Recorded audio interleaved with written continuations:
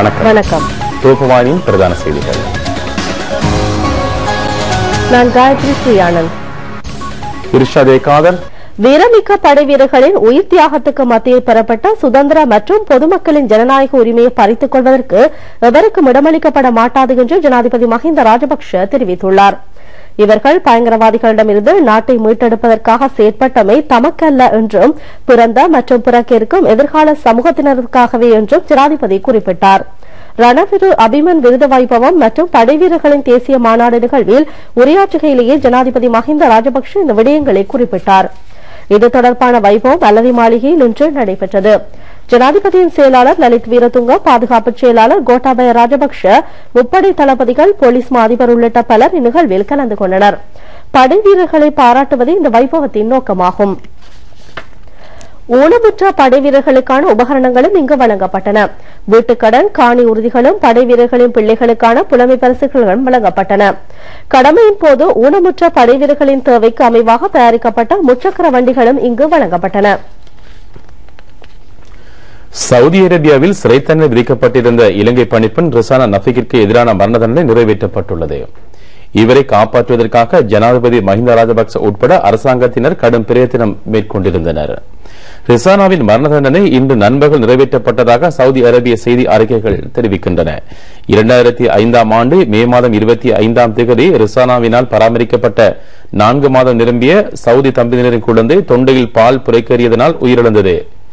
இது கொலை என்று கருதப்பட்டு அவருக்கு எதிராக சவுதி நீதிமன்றத்தில் குற்றச்சாட்டு தாக்கல் செய்யப்பட்டது. இவரை சிறைச்சேதம் செய்து மரண தண்டனை நிறைவேற்றப்பட வேண்டும் என அந்நாட்டு நீதிமன்றம் 2007ஆம் ஆண்டு பிப்ரவரி 3ஆம் தேதி தீர்ப்பளித்தது. எனினும் இலங்கை அரசாங்கம் சவுதி அரசாங்கத்திடம் விடுத்த கோரிக்கை காரணமாக மரண தண்டனை நிறைவேற்றப்படுவதை பிற்போடப்பட்டது. ரிசானாவின் மீது குற்றச்சாட்டு சுமத்தப்படும் போது அவரது வயது 17 ஆகும். எனினும் வேலைவாய்ப்பு முகவர் நிலையம் போலியான முறையில் ரிசானாவின் வயதை 23 என சுட்டிக்காட்டி பணிப்பெண்ணாக அவரை அனுப்பி வைத்துள்ளமை விசாரணைகளில் இருந்து தெரியவந்தது.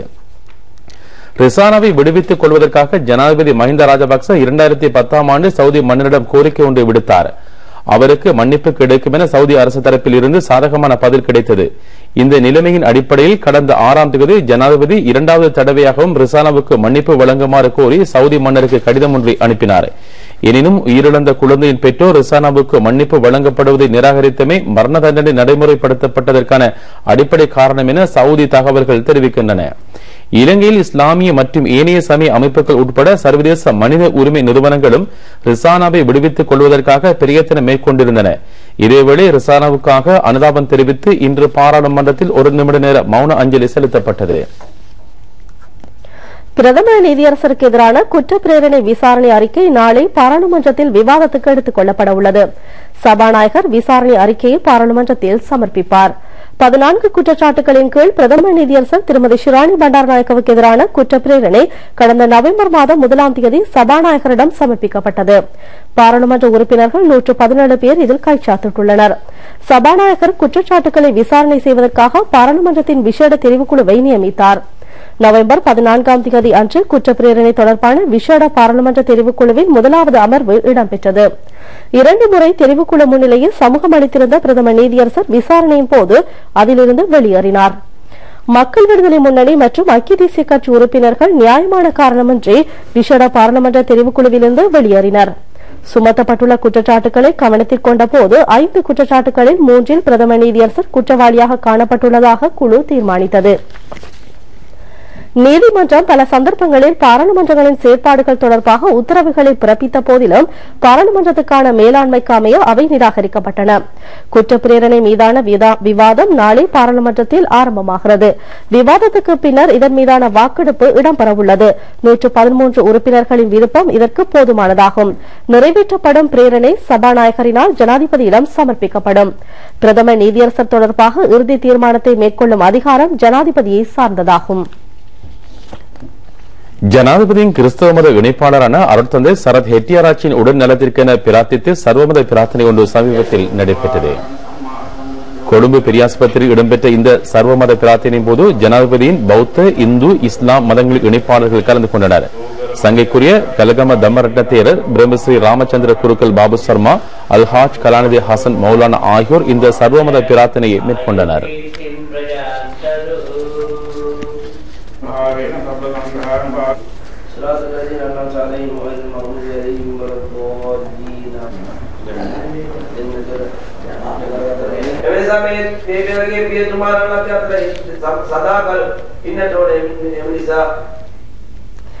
யாழ்ப்பாணம் இணுவில் மருதனாமடம் ஸ்ரீ சுந்தர ஆஞ்சநேயர் ஆலயத்தின் தேர் திருவிழா இன்று வெகு விமர்சையாக நடைபெற்றது.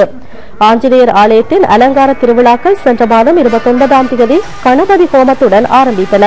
12 நாட்களாக விசேட பூஜை வழிபாட்டு நிகழ்ச்சிகள் இடம்பெற்றதை அடுத்து தேர் திருவிழா இன்று இடம்பெற்றது. பஞ்சமுக ஆஞ்சநேயருக்கு விசேட வழிபாடுகள் வசந்த மண்டபத்தில் இடம்பெற்றதன் பின்னர் உள்வீதி வலம் நிறைவேறியதும் வெளிவீதியில் நிறுத்தப்பட்டிருந்த சித்தர தேரில் சுந்தர ஆஞ்சநேயரின் ஆரோகணம் இடம்பெற்றது. ஆயிரக்கணக்கான ஆஞ்சநேய பக்தர்கள் தேர் திருவிழாவில் பங்கு பெற்றினார்கள். அலங்கார திருவிழாவின் சமய நிகழ்ச்சிகள் ஆலய பிரதம குரு சிவஸ்ரீ சுந்தரேஸ்வர குருக்கள் தலைமையில் இடம்பெற்றன.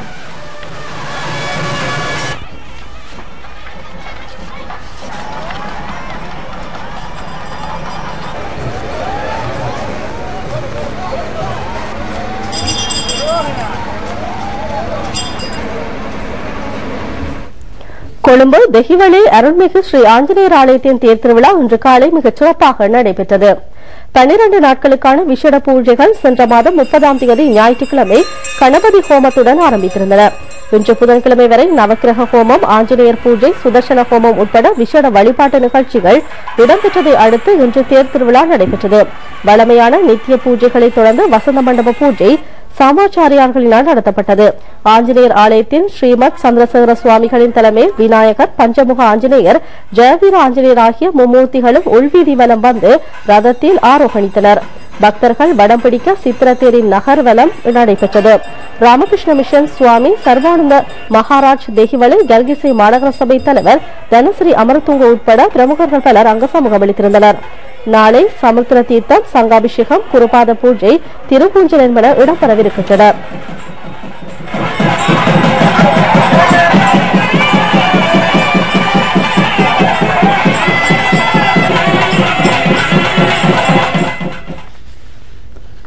வீரமிக்க படைவீரர்களின் உயிர் தியாகத்திற்கு மத்தியில் பெறப்பட்ட சுதந்திர மற்றும் பொதுமக்களின் ஜனநாயக உரிமையை பறித்துக் கொள்வதற்கு எவருக்கும் விடுமளிக்கப்பட மாட்டாது என்று ஜனாதிபதி மஹிந்த ராஜபக்ச தெரிவித்துள்ளார். இவர்கள் பயங்கரவாதிகளிடமிருந்து நாட்டை மீட்டெடுப்பதற்காக செயற்பட்டமை தமக்காக அல்ல என்றும் பிறந்த மற்றும் பிறக்க இருக்கும் எதிர்கால சமூகத்திற்கே ஆகும் என்றும் ஜனாதிபதி குறிப்பிட்டார். ரணவீர் அபிமன் விருது வைபவம் மற்றும் படைவீரர்களின் தேசிய மாநாடு நிகழ்வு உரையாற்றுகையிலே ஜனாதிபதி மஹிந்த ராஜபக்ச இந்த விடயங்களை குறிப்பிட்டார். இது தொடர்பான வைபவம் அலறு மாளிகையில் இன்று நடைபெற்றது. ஜனாதிபதியின் செயலாளர் லலித் வீரதுங்க, பாதுகாப்பு செயலாளர் கோட்டபய ராஜபக்ச, முப்படை தளபதிகள், போலீஸ் மா அதிபர் உள்ளிட்ட பலர் இந்நிகழ்வில் கலந்து கொண்டனர். படைவீரர்களை பாராட்டுவதே இந்த வைபவத்தின் நோக்கமாகும். ஊனமுற்ற படைவீரர்களுக்கான உபகரணங்களும் இங்கு வழங்கப்பட்டன. வீட்டுக்கடன், காணி உறுதிகளும் படை வீரர்களின் பிள்ளைகளுக்கான புதுமை பரிசுகளும் வழங்கப்பட்டன. ජීවත් වෙන දරුවා වෙනුවෙන් පමණක් නෙවෙයි ඔබ සටන් කරේ මේ රටේ ඉපදෙන්න ඉන්න දරුවන් වෙනුවෙන් ඒ පරපුර වෙනුවෙන් නූපන් පරපුර වෙනුවෙන් ඒක හින්දා තමයි අපිට සිදු වෙලා තියෙන්නේ අපි තීන්දුව කරේ අපි හදවතට එකඟ ඔබ එසේ සටන් කරා නම් අපේ යුතුයකම තමයි ඒ ඔබ පමණක් නොව ඔබේ ජීවත් වෙන පරපුර පමණක් නෙවෙයි නූපන් පරපුරත් රැක ගැනීමට පියවර ගැනීම අපේ වගකීමක් වශයෙන් අපි දැක්කා. එනිසා තමයි අපි මේ සියලු දේ සඳහා කටයුතු කරන්නේ. සංගීතය සාහිත්‍ය පිළිබඳ පුහුණුවක් ලබා දීලා රණවීරෝ සුපර්ස්ටාර්ස්ලා කරලා ඔවුන්ගේ හැංගිච්ච දක්ෂකම් අද උපදක්කලා ජනතාවට පෙන්වන්නට කටයුතු කරලා තියෙනවා. ප්‍රදර්ශනය රට වෙනුවෙන් කැප වුණොත් කාටවත් වරදින්නේ නැහැ කියලා අනාගත පරපුරක් කෙරෙහි අපි ඒ තුලින් පණිවිඩයක් ගෙනියනවා. கடமையின் போது ஊனமுற்ற படைவீரர்களின் தேவைக்கு அமைவாக தயாரிக்கப்பட்ட முச்சக்கர வண்டிகளும் இங்கு வழங்கப்பட்டன. சேவேදී ආබාධයට ලක් වූ රණවිරුවන්ට ඔවුන්ගේ අවශ්‍යතා මත නිෂ්පාදනය කෙරුණු ත්‍රිරෝධ රථ ප්‍රදානය කෙරිණි.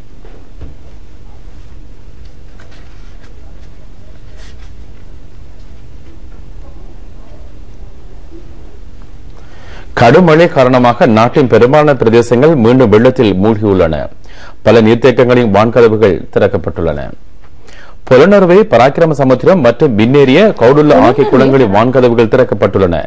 இதன் காரணமாக கிரிமெட்டிய, பினாமங்கட, விகாரமக, ரத்மலியாய் உள்ளிட்ட பல கிராமங்கள் வெள்ளத்தில் மூழ்கியுள்ளன. கதிர்காமம் வெகரக்கலை நீர்த்தேக்கத்தின் வான்கதவுகள் 6 அடி அகலத்தில் திறக்கப்பட்டுள்ளன. மாணிக கங்கையில் நீர்மட்டம் அதிகரித்ததை தொடர்ந்து செல்ல கதிர்காமம் ஆற்றிற்கு அருகில் அமைந்துள்ள ஆலயம் வெள்ளத்தில் மூழ்கியுள்ளது. உடவளவு நீர்த்தேக்கத்தின் நீர்மட்டம் அதிகரித்துள்ளது. இதன் காரணமாக 4 வான்கதவுகள் 1 அடி அகலத்தில் திறக்கப்பட்டுள்ளது. இதனால் வளவை ஆற்றின் இருமரங்கிலும் உள்ள மக்கள் விழிப்புடன் இருக்குமாறு மகாபலி அதிகார சபை தெரிவித்துள்ளது. மல்வத்தோயா பெருக்கெடுத்ததினால் அனுராதபுரம் புனித பூமி பிரதேசத்தில் 72 குடும்பங்கள் இருப்பிடங்களை இழந்துள்ளன. இவர்கள் தற்காலிக முகாம்களில் தங்கியுள்ளனர். கடுமழை காரணமாக வடமாகாணத்தில் பெரிய சிறிய குளங்கள் பலவற்றில் நீர் நிரம்பியுள்ளது. வவுனியா பாவற்குளம் வான்கதவு திறக்கப்பட்டுள்ளது. இதன் காரணமாக வவுனியா செட்டிக்குளம் வீதியில் போக்குவரத்துக்கு தடை ஏற்பட்டுள்ளது. அம்பாறை வடிநாக்கல்ல கரம்பான குளத்தின் அணை மறுசீரமைக்கப்படுகின்றது. அம்பாறை மாவட்ட செயலாளர் நீல்டி அல்விஸின் உத்தரவின் பேரில் கமநல சேவைகள் திணைக்களம் மறுசீரமைப்பு பணிகளை மேற்கொள்கிறது. மாத்தளை கிவல கோவிந்த பகுதியில் நிலம் இறங்கியுள்ளது. மாத்தளை ரத்தோட்டை பகுதிகளிலும் நிலம் இறங்கியது. இவை 25 ஆழத்தில் காணப்பட்டன. 650க்கும் மேற்பட்ட குடும்பங்கள் வீடுகளில் இருந்து வெளியேறி தற்காலிக நிவாரண நிலையங்களில் தங்கியுள்ளன. இதேவேளை நிவாரண முகாம்களாக நடத்தப்பட்டு வந்த ரத்தோட்டை பாடசாலை நாளை ஆரம்பமாக உள்ளது. இடம்பெயர்ந்தவர்களுக்கு தற்காலிகமாக தோட்டங்களில் இருப்பிடங்களை வழங்குவதற்கு தோட்ட அதிகாரிகள் உடன்பட்டுள்ளனர். திருக்கோவில் பிரதேசத்தைச் சேர்ந்த தங்கவேலாயுதபுரத்தில் உள்ள வேப்பங்குளம் நேற்று உடைப்படுத்துள்ளது. இதனால் கஞ்சிக்குடிச்சாறை அண்மித்த விவசாய காணிகளுக்கு நீர்ப்பாசனம் தடைப்பட்டுள்ளதுடன் 1000 ஏக்கர் காணிகள் நேரடியாக பாதிக்கப்பட்டுள்ளன. திருக்கோவில் பிரதேச செயலாளர் என் கோபாலரட்னம் சேதமடைந்த குளத்தை பார்வையிட்டு உடனடியாக திருத்தும்படி சம்பந்தப்பட்ட அதிகாரிகளுக்கு பணிப்புரை விடுத்துள்ளதாக அவர் கூறினார். மட்டக்களப்பு மாவட்ட அரசாங்க அதிபர் திருமதி PSM சார்ல்ஸ் வெள்ள அனர்த்தத்தின் பாதிப்புகளை நேரில் பார்வையிட்டு அவசர நடவடிக்கைகளை மேற்கொள்ளவென குருமன்வெளி பிரதேசத்தை பார்வையிட்டுள்ளார். அங்குள்ள சேதமடைந்த அணைக்கட்டை விரைவாக திருத்தும்படி பணிப்புரை விடுத்த அவர் கண்ணகிபுரத்தில் வெள்ள நீரை அகற்றவும் துரித நடவடிக்கை மேற்கொள்ளும்படி பணிப்புரை விடுத்துள்ளார். கோல்டன்கி வைப்பாளர்கள் பிரதமர் நீதியரசர் திருமதி ஷிராண்டி பண்டர்நாயக்கவின் உத்தியோகபூர்வ இல்லத்திற்கு அருகில் சத்தியாகிரகத்தில் ஈடுபட்டுள்ளனர். திருமதி பண்டர்நாயக்க பதவியிலிருந்து வெளியேறும் வரையில் இவர்கள் இதனை கைவிடப் போவதில்லை என்று தெரிவித்துள்ளனர். கோல்டன் கீ வழக்கில் முக்கிய பிரதிவாதியான லலித் கொத்தலாவலையின் செலிங்கோ நிறுவனத்திற்கு சொந்தமான ட்ரில்லியம் ரெசிடென்சி வீடமைப்பு திட்டத்தில் வீடொன்றை கொள்முதல் செய்வதற்கு இவர் நடவடிக்கை மேற்கொண்டதாக இவர்கள் குற்றம் சாட்டியுள்ளனர். இவ்வாறான பிரதம நீதியரசர் ஒருவரின் கீழ் விசாரிக்கப்படும் வழக்கில் நீதி எந்த வகையில் எதிர்பார்க்க முடியாது என்று கோல்டன் கீ வைப்பாளர்கள் அனைவரும் ஒட்டுமொத்தமாக தெரிவித்துள்ளனர்.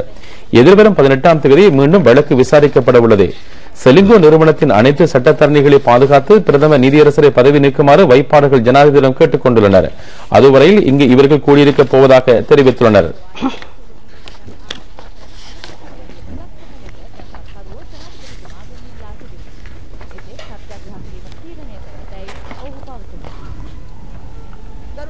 வைப்பாளர் ஒருவர் கருத்து வெளியிடுகையில் கௌரவ பிரதம நீதியரசரின் கீழ் குறிப்பிடப்பட்ட நீதிபதிகள் இந்த கோல்டன் கீ வழக்கு விசாரித்த போது பிரதம நீதியரசர் அதனை தனது பொறுப்பில் ஏற்றி விசாரணைகளை மேற்கொண்டிருப்பதால் நீதி கிடைக்கும் என்பது சந்தேகமாகும் என்றார். සැකයක් අපිට තියෙනවා. ඒ සැකයම තමයි අපි මේ සත්‍යග්‍රහ ව්‍යාපාරය පවත්වාගෙන යන්නේ. අපිට කරුණා කළා අපි ජනාධිපතිතුමාගෙන් ඉල්ලා සිටින්නේ අපිට ගරු අධිකරණයේ ස්වාධීනත්වය ආරක්ෂා කරන්න පුළුවන් අධිකරණයේ නීතිය සෑම දෙනාටමත් පොදු බවට සලකන්න පුළුවන් ගරු අගවිනිසුරුතුමේගේ சேவை අපිට ලබා දෙන්න කියලා. மற்றொரு வைப்பாளர் கருத்து வெளியிடுகையில் 10 லட்சத்துக்கு மேற்பட்ட பணத்தை வைப்பு செய்து பிள்ளைகளுக்கு தொல்லை கொடுக்காது எமது இருவரினதும் விருது நடவடிக்கை இடம்பெற வேண்டும் என்றார். இன்னுமொரு வைப்பாளர் கருத்து வெளியிடுகையில் நாம் இன்று வீதியில் இருப்பது எமக்கு நீதி மறுபடிக்கப்பட்டமையாகும். சட்டத்தினால் எமக்கு எந்தவித பயனும் கிடைக்கவில்லை. நாட்டின் ஜனாதிபதியிடம் நாம் கேட்பது என்னவெனில் கொத்தலாவல போன்றோருக்கு எதிராக நடவடிக்கை மேற்கொண்டு எமக்கு உதவ வேண்டும் என்பதாகும் என்றார். உலகெங்கிலும் வாழ்கின்ற இந்திய வம்சாவளி மக்கள் தொடர்பான கோப்பியோ மாநாடு கேரளா மாநில தலைநகர் கொச்சினில் ஆரம்பமானது. இது சம்பந்தமான மேலதிக தகவல்களை அங்கிருந்து தருகிறார் நமது செய்தியாளர் எஸ் கிருபாகரன். வணக்கம் கிருபாகரன். வணக்கம். உலகெங்கிலும் வாழ்கின்ற சர்வதேச அமைப்புகளை சார்ந்த இந்திய வம்சாவளியினரின் பிரதிநிதிகள் PBD என்று அழைக்கப்படும் பிரவேசி பாரதிய திவாஸ் 2013 மாநாடு இன்று நிறைவு பெற்றது. கேரள மாநில கொச்சினில் கடந்த 7ஆம் தேதி ஆரம்பமான இம்மாடு இன்று நிறைவு பெற்றது. இந்திய ஜனாதிபதி பிரணாப் முகர்ஜியின் தலைமையில் நிறைவு பெற்றதை குறிப்பிடத்தக்கது. அந்த வகையிலே இன்றைய இந்த இறுதி நிகழ்வில் சிறப்பு அதிதியாக மொரிஷியஸ் நாட்டின் ஜனாதிபதியும் கலந்து கொண்டமை மற்றும் ஒரு விசேட அம்சமாக இருக்கின்றது. உலக இந்திய வம்சாவளி மக்களுக்கு நேற்றைய தினம் பேசப்பட்ட பல்வேறு விடயங்கள் இன்று தீர்மானிக்கப்பட்டமை மற்றும் ஒரு விசேட அம்சம். குறிப்பாக கல்வி, கலாச்சாரம், பொருளாதாரம் ரீதியிலான பல தீர்மானங்கள் இன்று இங்கு நிறைவேற்றப்பட்டன. அதேவேளை இந்திய ஜனாதிபதி பிரணாப் முகர்ஜி வெளிநாடுகளில் வாழ்கின்ற இந்திய வம்சாவளியர்களில் திறமை மிக்கவர்கள், அதே நேரம் பல்வேறு துறைகளிலே சாதனை மேற்கொண்டவர்களை இனங்கண்டு இந்த அமைப்பு விருது வழங்கி கௌரவிக்கப்பட்டமை இன்றைய நிகழ்வில் மற்றும் ஒரு விசேட அம்சமாக இருக்கின்றது. அதே சந்தர்ப்பத்திலே இந்த நிகழ்வில் குறிப்பாக நாங்கள் ஞாபகப்படுத்த வேண்டும், கேரள மாநிலத்தின் கொச்சினில் இந்த நிகழ்வு இடம்பெற்றுக் கொண்டிருக்கின்றது.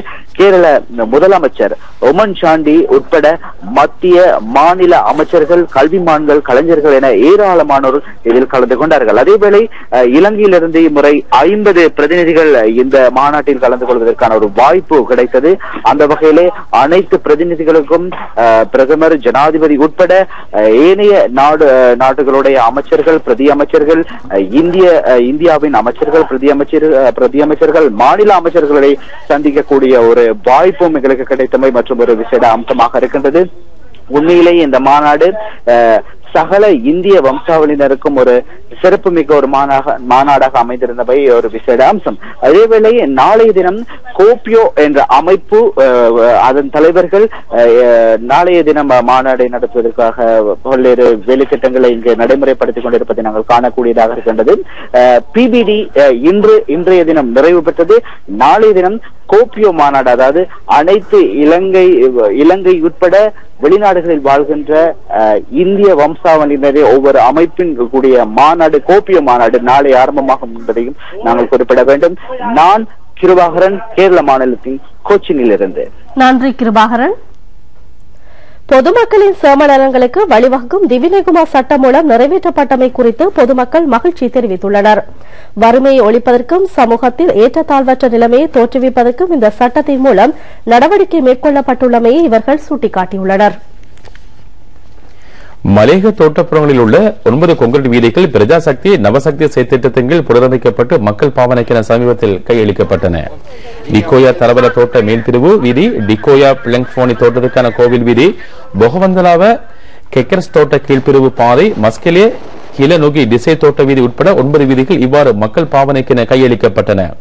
அமைச்சர் ஆறுமுகம் தொண்டமானின் வழிகாட்டலில் மலேகத்தின் பிரஜாசக்தி நவசக்தி திட்டம் பல விடயங்களில் முன்னின்று செயற்பட்டு வருகின்றது. திட்டத்தின் பொறுப்பாளர் ஜி நகுலேந்திரன் தலைமையிலான வெளிக்கல உத்தியோகத்தர்கள் இந்த வீதி அமைப்பு திட்டத்தை பூர்த்தி செய்துள்ளனர்.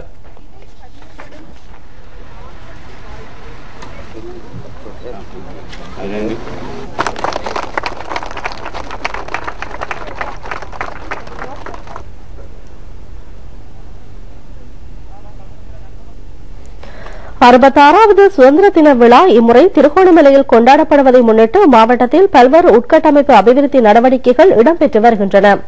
கிழக்கு மாகாண சபையும் மத்திய அரசாங்கமும் இவற்றை மேற்கொண்டு வருகின்றன. இதன் முதல் கட்டமாக இடம்பெறும் வீதி அபிவிருத்தி நடவடிக்கைகளில் பதவி சிரிப்புறவில் 4 கோடி ரூபாய் செலவில் கான்கிரீட் வீதி நிர்மாணிக்கப்படுகின்றது.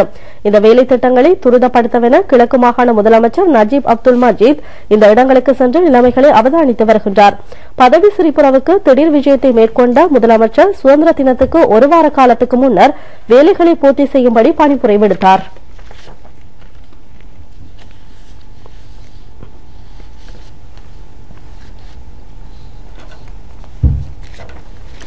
தேசத்துக்கு மகுடம் அபிவிருத்தி வேலை திட்டத்தின் கீழ் திருக்கோவில் பிரதேசத்துக்கு உட்பட்ட வீடற்ற வறிய குடும்பங்களுக்கு வீடுகளை நிர்மாணிப்பதற்கான நிதி உதவிகளை வழங்கும் நிகழ்வு அண்மையில் இடம்பெற்றது. திருக்கோவில் பிரதேச செயலக சமர்த்தி முகாமையாளர் பி அரசரிடம் தலைமையில் நடைபெற்ற இந்த நிகழ்வில் அம்பாறை மாவட்ட பாராளுமன்ற உறுப்பினர் PHPS என பிரதம அதிகாரி கலந்து கொண்டு வீடுகள் நிர்மாணிப்பதற்கான நிதி உதவிகளை வழங்கி வைத்தார். தேசத்துக்கு மகுடம் 3PS ஆகிய திட்டங்களின் கீழும் சமூக பாதுகாப்பு நிதியில் இருந்தும் நிதி உதவிகள் வழங்கப்பட்டன.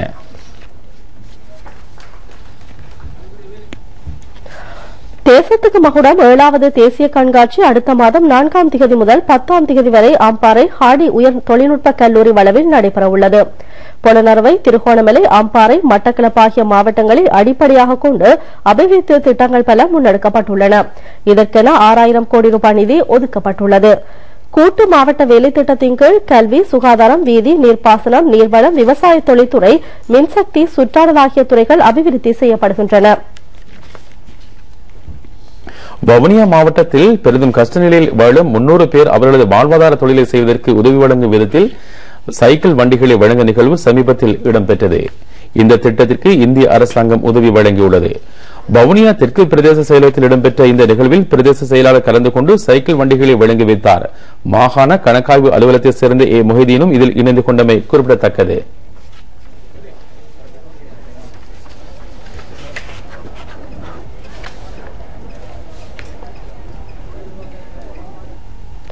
மஹிந்த சிந்தனையின் மக்கள் காலடியில் மக்களுக்கான சேவை என்ற துணைப்பொருளில் பதியத்தலாவ சேரங்கட கிராமத்தில் கிழக்கு மாகாண வீதி அபிவிருத்தி அமைச்சின் நடமாடும் சேவை நடைபெற்றது. மாகாண வீதி அபிவிருத்தி நீர்ப்பாசன அமைச்சர் MS உதுமாலிப்பே இதில் கலந்து கொண்டார். இந்த நடமாடும் சேவையில் வீதி அபிவிருத்தி, மின் விநியோகம், வீடமைப்பு உட்பட பலதரப்பட்ட அடிப்படை வசதிகள் சம்பந்தமான பிரச்சினைகள் சமர்ப்பிக்கப்பட்டதை அடுத்து அவற்றுக்கான தீர்வுகள் காணப்பட்டன. அமைச்சின் உயர் அதிகாரிகள் உட்பட பலர் அங்கு சமூகம் அளித்திருந்தனர்.